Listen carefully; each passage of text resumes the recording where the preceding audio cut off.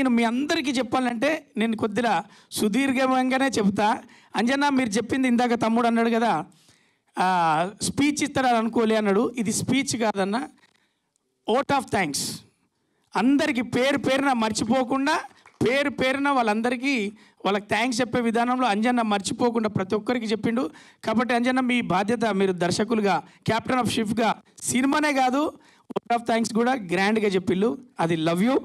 దాని తర్వాత తమ్ముడిది నాది పరిచయం ఏంటంటే మీ అందరికీ చెప్తా. నేను మిమిక్రీ ఆర్టిస్ట్గా వన్స్ మోర్ ప్లీజ్ చేసేటప్పుడు మూర్తి అన్న నేను మీ అందరం చేసేటప్పుడు రాకేష్ కూడా ఒక మిమిక్రీ ఆర్టిస్ట్గా వరంగల్లో మాకన్నా ముందు హైదరాబాద్ సిటీకి వచ్చింది తనే. మాకన్నా ముందు మేము వరంగల్లో ఈవెంట్లు చేసుకుంటూ అక్కడేదో ఉద్యోగాలు అవి చేసుకునే క్రమంలో అక్కడ ఒక గోకుల్ ఛానల్లో, దాని తర్వాత మా టీవీలో ఇలా మాకు వేదిక మేము జెమినీ ద్వారా వన్స్ మోర్ ప్లీజ్ చేశాం. కానీ వాడికి ఆఫర్స్ అందిపుచ్చుకోవడంలో ఫస్ట్ రాకేషే ఉన్నాడు. అది గోకుల్ ఛానల్లో కావచ్చు, అది మా టీవీలో కావచ్చు. వాడిని వెళ్ళి కలవడానికి తమ్ముడు చేస్తున్నాడు. ఇప్పుడు రాకెట్ రాఘవన్నతోటి కలిసి గోకుల్ ఛానల్లో చేసేది. ఖైరతాబాద్ పోయి కలిసి వచ్చిన తమ్ముడు నువ్వు బాగా చేస్తున్నారు అని, నాకు కూడా ఏదైనా ఆపర్చునిటీ చూడు అని. ఆ టైంలో మా పరిచయం. నేను రాకేష్ను చూసిన క్రమంలో జయలక్ష్మి అమ్మ పేరు అంతేగా, జయలక్ష్మి తనయుడు జయలక్ష్మి ఉన్నది. తల్లి తండ్రి తానే పెంచే ఒక కొడుకుని చూసా. నేను చూసిన నా రాకేష్కు ఖచ్చితంగా నేను బాగా చెప్పాలంటే వానికి కొనుక్కోవడానికి కూడా చెప్పులు లేని కాలంలో నేను వాడిని చూసా. ఆ కాలంలో ఒక మైక్ ఇస్తే చాలు స్టేజ్ దగ్గరికి వెళ్ళి నా మిమిక్రీ నేను చేసుకుంటా అని చెప్పి అవకాశాల కోసం ప్రూవ్ చేసుకోవడానికి వాడి అప్పటి నుంచి ఇప్పటిదాకా అదే బాడీ లాంగ్వేజ్ తోటి, అలాగే వాళ్ళందరితోటి పని తీసుకునేదానికి కావచ్చు, పని దొరకపట్టుకోవడంలో కావచ్చు, అందిపుచ్చుకోవడంలో కావచ్చు, కమ్యూనికేషన్ మెయింటైన్ చేయడంలో కావచ్చు, ప్లాన్ చేయడంలో కావచ్చు, దాని ఆచరణలో పెట్టడం కావచ్చు, సక్సెస్ కొట్టడంలో కావచ్చు, రాకేష్ గానికే గుర్తింపు. ఎందుకంటే మేమందరం చెప్తున్నాం కదా, ఒకడు అవకాశం అమ్మాయి ఇలా అవకాశం దొరికింది చేసినాం అయిపోయింది అని పోయి పడుకుంటాడు. అమ్మాయి రిలీజ్ చేసినాం సంతోషం అయిపోయిందని ఒకటి పడుకుంటాడు. అమ్మాయి మొత్తానికి అయితే పిడా వదిలింది అనుకుంటాడు. తమ్ముడు నువ్వు ఇందాక కూడా చెప్పినావు యుద్ధం చేసిన నువ్వు మళ్ళీ దాన్ని రైట్ చేస్తా. నువ్వు లైఫ్లో ఎప్పుడూ యుద్ధం చేయలేదురా. నిన్ను నువ్వు చెక్కుకుంటూ, నిన్ను నువ్వు వెతుక్కుంటూ, నిన్ను నువ్వు తెలుసుకుంటూ, నిన్ను నువ్వు ప్రమోట్ చేసుకుంటూ, నీ కోసం నువ్వు బ్రతికే క్రమంలో జయలక్ష్మిని సాటిస్ఫాక్షన్ చేసి అక్కడ కూర్చోబెట్టి ఇప్పుడు సుజాత సమేత రాకేష్ వైనవ్. అది మాత్రం ఎందుకంటే జయలక్ష్మి గారు ఒక్క స్టెప్ వెనకాల ఉండి గద్దె మీద కూర్చున్నది. అలా ముందు తోలు బొమ్మలాటలో మీ ఇద్దరు ఆడుతున్నారు, ఒకరు ప్రొడ్యూసర్గా ఒకరు హీరోగా. ఇప్పుడు కూడా వాడు కథానాయకుడు అయ్యాను కదా, ఓ యాంకర్కి ఎవరైనా చేయొచ్చు అనొచ్చు. కానీ నాకు వచ్చిన అతిథులను నేనే రిసీవ్ చేసుకుంటా, నేనే ఒక్కొక్కరిని పిలుస్తా అని చెప్పేసి వాడే యాంకర్గా. ఎందుకంటే వాడు సకల కళాకోవిదుడు, వాడు మిమిక్రీ ఆర్టిస్ట్, వాడు యాంకర్, వాడు కమెడియన్. వాడిని హీరోగా చూసిన దాంట్లో కూడా నేనే ఫస్ట్ ఉంటా.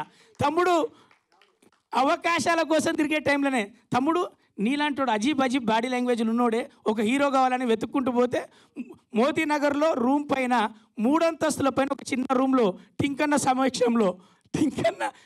సంరక్షణలో ఉన్నాం. అప్పుడు వెళ్ళి తమ్ముడు నీలాంటి వానికి హీరో అవుతాడు తమ్ముడు. నేను హీరో అయిందన్న, ఒరే నీ దండం పెడతారా, నువ్వు హీరో అయిన రోజు నన్ను గుర్తుపెట్టుకుంటూ, అది హీరో ఏ కథైనా కావచ్చు, నీలాంటి బాడీ లాంగ్వేజ్ కూడా కథ ఉంటుంది అనేది నీకు తెలుస్తుంది. నీలాంటి ఎందుకంటే ఒక అమాయకపు చక్రవర్తి ఒక ఊరు కోసం సిటీ దాకా సీఎంను కలవేదాకా మనం చేసే ఈ కథలో వాడు ఖచ్చితంగా అలాగే ఉండాలి. అంతకు భిన్నంగా ఉన్నా ఎందుకంటే ఈ సినిమా గురించి ఫస్ట్ నాకు కన్నన్న చెప్పిండు, మన పీసీ కన్నన్న. ఆ కన్నన్న చెప్పిన తర్వాత మంచి సబ్జెక్ట్ చేస్తాడు అన్నప్పుడు వాడు అవుతున్నాడా ఓకే అన్న. ఆ తర్వాత మళ్ళీ నాకు చెప్పింది మన ధనరాజ్ అన్న, వాంది విన్నరా చాలా బాగుంది, వానికి సూటబుల్ సబ్జెక్ట్ అన్నాడు. ఆ తర్వాత చెప్పింది ఎడిటర్ మదన్న, ఒరే రవి అది చిన్న అరేంజ్ చేసుకుంటే మంచి సినిమా అవుతుంది, మంచి సినిమా చేసిండు ఆ అబ్బాయి, అందులో కనపడ్డ వాళ్ళందరికీ పేరు వస్తుంది అన్నాడు. దాని గురించి కూడా చెప్తా. తాగుబోతు రమేష్ అన్న ఫస్ట్ నువ్వే ఫోన్ చేసిన, ఒరే రవి కన్నా కన్ఫ్యూజన్ ఉన్నది రా అన్నాడు. దేనికన్నా అన్న, నీ పెద్ద సినిమాలు చేసినా ఎవడు కాల్ చేసి నీ సీన్ పేలిందిరా అని చెప్పలే, లేకపోతే బాగా చేసినావు అని చెప్పలే. నీ అమ్మ ఫోన్ పెట్టేస్తాను నేను, ఇంకో ఫోన్ వస్తాను, మస్తు చేసినావు రమేష్ అన్న, కంబ్యాక్ సినిమా అంట. ఒరే అమ్మ కంబ్యాక్ సినిమా అంటా లేదురా నాకు అన్నాడు. నిజంగా అన్న రమేష్ అన్న నేను ఇద్దరం మాట్లాడుకున్నాం, మేము నవ్వుకున్నాం. ఆ తర్వాత ధనరాజ్ అన్న ఫోన్ చేసిండు, ఒరే నాకు చిన్న క్లారిటీ రా రవి అన్నాడు. చూసినా చెప్పరా ఏందిరా అది ప్రేమలేఖ సినిమాలో దిగులు పడకురా సహోదరు అని ఒక సపోర్టర్ వచ్చినట్టు నేను ఆ సినిమాలో వచ్చినా అంటున్నారు, అది నిజమేనారా? నువ్వు చూసావని, నువ్వు చేసినావు, నీకు కనిపించలేదా అన్న అంటే చేశాను పెద్దోడుగా, కానీ అంత పాత్రని నాకు తెలియదని ధనరాజన్న ఫోన్ చేసిండు. ఏమో నాకు కన్ఫ్యూజన్ ఉందిరా, నాకు రేపు ఏ పాత్ర చేసినా నిజంగా పెద్దోడు అయినట్టు అనిపిస్తుంది రా ఇప్పుడు అని అంటే, లేదన్నా సపోర్ట్ చేసినట్టు నీ క్యారెక్టర్ పేలింది కాబట్టి ఫోన్ వచ్చిందన్న. ఆ తర్వాత మదన్న ఫోన్ చేసిండు, తను నాకు మెసేజ్ చేసిండు, తనకు నేను మెసేజ్ చేసిన. నిజంగా ఒక బిడ్డ తండ్రి గూడెంలో ఉంటే బాధపడితే, పెళ్ళైతే లేదంటే బాధపడితే నిజంగా కూడా ఆ కళ్ళల్లో ఆ రోదరంలో ఆయన మైమ్ ఆర్టిస్ట్ నుంచి ఆర్టిస్ట్గా మనందరం బుల్లితెరలో వెండితెరలో ఆయన చూస్తున్నాం.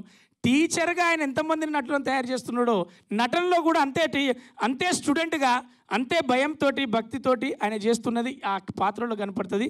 ఇకపోతే లోహిత్ అన్న గురించి చెప్పాలి. మీరు అన్నారు కదా ఇండస్ట్రీ గుర్తించడం అవేం లేదన్నా. లోహిత్ అన్నకు మీరు అన్నారు కదా, లోహిత్ అన్న మనం షెడ్డీలు వేసుకున్నప్పుడే స్టార్ ఆయన బుల్లితెరలో. అప్పుడు రాకేష్ గారు షెడ్డీ కూడా వేసుకుంటో లేదో కూడా తెలియదు. అంటే చెప్తాను, సీనియర్ చెప్తాను రా, ఇంటి దగ్గర ఉన్నారు ఆ టైంలోనే స్టార్. అంటే సమయం అన్నది ఉంటుందన్న, టైం ఎవరికైనా ఒకసారి టైం వస్తుంది. లోహిత్ అన్నకు కరెంట్ అఫైర్లు వస్తుంది. గతంలో ఉంటే పురాణ నటుడు పాత నటుడు అంటారు, ఇప్పుడు కరెంట్ అఫైర్లో ఉంటే ఫ్రెష్, అరే ఆయన టైం నడుతుందిరా అని గుంజుకొచ్చుకుంటారు. కాబట్టి లోహిత్ అన్న మీకు కూడా ఖచ్చితంగా ఒక కరెంట్ అఫైర్లో మీకు మంచి పాత్రలు రావాలని కోరుకుంటున్నా. ఆ తర్వాత మ్యూజిక్ డైరెక్టర్, ఈ పాటల గురించి కాశల శ్యామన్న, తమ్ముడు మంచి పాటలు రాసిన ఒకసారి విను అన్నాడు. మొత్తం పాట పాడినాక ఇది ఎవరి కోసం అంటే తమ్ముని కోసం అన్నాడు. ప్రాణం పెట్టి రాసినావన్న, ఇది బాగా ఉన్నదన్నాం. ఆ తర్వాత చరణ్ రాజన్న, చిన్ని చరణ్ అన్న, చరణ్ అర్జున్, ఈ ఒక్కొక్క పేరు కాదే, అదే మొత్తానికి ఎత్తి చరణ్ అన్న. ఈ మ్యూజిక్ డైరెక్టర్ కూడా అవి మొత్తం అంటే నేను వీడికి మాత్రమే నిన్ననే అన్నాడు, అన్న నువ్వు ఎవడెవరితోనో టచ్లు ఉంటావు నాకు తప్ప అంటే, ఒరే నేను నీకు ఒక మేనేజర్ ఉంటాడు అదే ధనరాజ్, లేదురా అన్న నా గురువు అన్నాడు. అరే నీకు లైఫ్లో గురువేరా, కానీ నీ అప్డేట్లు ఈ టైంలో భార్య దగ్గర పోతాడు, ఈ టైంలో అమ్మ దగ్గర కూర్చొని కాఫీ తాగుతాడు, ఈ టైంలో సినిమా గురించి మాట్లాడుతాడు, ఈ టైంలో లెక్కలు చూస్తాడు, ఈ టైంలో వాడు టెన్షన్ పడతాడు, ఈ టైంలో వేరే దగ్గర ఉన్నాడు అని వాడు ప్లాన్లను ఎత్తాడు, ఈ టైంలో సంతోషాన్ని దగ్గర పోయాడు, ఈ టైంలో ఇంకో దగ్గర. అంటే మొత్తం ఇన్ఫర్మేషన్ నేను ఎందుకు తీసుకుంటా అంటే వానికి అనిపిస్తే ఫోన్ ఎత్తుతలేడని. ఫోన్ ఎత్తాల్సిన అవసరం నువ్వు ఏడునో నాకు తెలుసు. భార్య కూడా చెప్పదు అట్లా డీటెయిల్స్. ఏమోనండి మా ఆయన గురించి నాకు సరిగ్గా తెలియదు అంటే ఏ భార్యని అడిగినా, ఈయన గురించి అడగాలంటే మాత్రం ఖచ్చితంగా ధనరాజ్ అన్నకు ఫోన్ చేయాలి. అరే ఇప్పుడు మీ ఇంట్లో ప్లానింగ్ ఏంటంటే ఇంకేం అనుకోలేదురా, కానీ రాకేష్ గారు ఏమనుకుంటాడు, ఇప్పుడే రా పోస్టర్ అనుకున్నాడు, పెద్ద ఆయన దగ్గర పోయి రిలీజ్ చేయిద్దాం, లేకపోతే అదొకటి అనుకుంటున్నాడు, ఒక డేట్ ఫిక్స్ అవుతుందిరా, అంజన్న నేను అందరం కలిసి భీమాస్ హోటల్ దగ్గర ఆఫీస్ కాడ కూర్చుంటున్నాం రా. ఇంత ఉంటుంది ఇన్ఫర్మేషన్, ఇంత ఉంటుంది. ఇకపోతే నవీన్ అన్న కలిసిండు, అన్న నేను సినిమా చూసినా నేను ఏదో అనుకున్నా, ఉన్న సీన్ వరకు మస్తు ఉన్నదన్న, నువ్వు అసలు సినిమాలో లేవనుకున్నా ఆ ఫంక్షన్లో వచ్చి మాట్లాడితే నువ్వు ఎట్లా అనుకున్నావే, వాడు లేనోడిని ఎవడన్నా పిలుస్తాడా, లేనోళ్ళందరినీ పిలిచింది సహాయం చేయడానికి. పని తీసుకోవడంలో రాకేష్లో సక్సెస్. నేను ఇంతసేపు ఎందుకు మాట్లాడుతున్నా అంటే, ఇంతకుముందే పెద్ద ఆయన చెప్పిళ్ళు మన ఆహా ఛానల్ నుంచి శ్రీనివాస్ అన్న, ఆయన ఒక మాట అన్నాడు, కమిడియన్స్ అంటే చూసేది బతుకు తెరువులో మేము కమిడియన్స్ కావచ్చు, కానీ మా ఇంటికి మేమే హీరోలం, మా కథకు మేమే హీరోలం, మా కథకు మేమే కథానాయకులం. అది సందర్భం వచ్చినప్పుడు తెలుస్తుంది, కానీ మేము బతుకు తెరువులో 4 గింజల కోసం బ్రెడ్ అండ్ బటర్ కోసం మాత్రమే మేము కమిడియన్స్గా చేసాం. కానీ మాకొక గాథ, మాకొక కథ ఉంటుందని నమ్ముకొని బతికే వాళ్ళం మేము. అందుకే చూసే కోణాన్ని బట్టి ఉంటుంది, చూసే మనసును బట్టి ఉంటుంది. మొత్తానికి మమ్మల్ని చూసే ఎక్కడైనా పెళ్ళి పందిరి దగ్గర నుంచి మొదలు పెడితే సావుల దగ్గర కూడా అక్కడ చూసిన వాళ్ళందరూ మీ షోలు చూస్తున్నామనండి, బాధను వదిలేసి 2 సెకండ్లు మాతో మాట్లాడతారు అండి, మీ షోలు అన్నీ మమ్మల్ని నవ్వించినాయని చెప్తారు.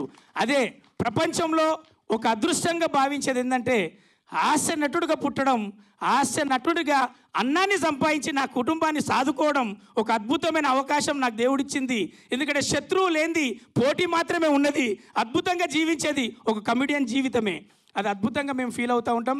ఆ రోజున మూగ భాషలో మైమ్లో చేసినటువంటి మన మోనో యాక్షన్లో చేసినటువంటి చార్లీ చాంప్లిన్ దగ్గర నుంచి ఈరోజు మీ ముందున్నటువంటి రాకేష్ రచరవి వరకు మేమందరం కూడా ఎదుటోన్ని నవ్వించడానికి, ఎదుటోన్ని మనం ఇంప్రెస్ చేయడానికి, ఎదుటోన్ని ఆహ్లాదపరచడానికి మాత్రమే మా బతుకు తెరలో మేము కమిడియన్స్. కానీ లేకపోతే తెరలు దొరికితే కేసీఆర్ లాంటి, కేతావత్ చంద్ర రామావత్ లాంటి ఆ కథానాయకుడు రాకేషే అవుతాడు, రేపు ఇంకొకడు అవుతాడు. ఇంకపోతే మాకు కమిడియన్ల నుంచి ఒక గుర్తింపు తెచ్చుకునే క్రమంలో మా బలగం వేణన్న ఆయన వల్ల ఈరోజు నేను వేణన్నకి ఈ డయాస్ మించలి మా కమిడియన్స్ అందరి తరఫున, ఎందుకంటే బ్రహ్మానందం గారు కూడా చాలా అద్భుతంగా ఫీల్ అయ్యాడు. అరే కమిడియన్స్ చాలామంది సినిమాలు చేశారా, కానీ వేణన్న చేసిన సినిమా హిట్ అవ్వాలరా, హిట్ అవ్వాలి, ఎందుకంటే వేణు అనేవాడు కూడా కమిడియన్ రా, మన కుటుంబం రా అని బ్రహ్మానందం సార్ నాతో షేర్ చేసుకున్నాడు. ఫస్ట్ రోజు ఫోన్ చేసి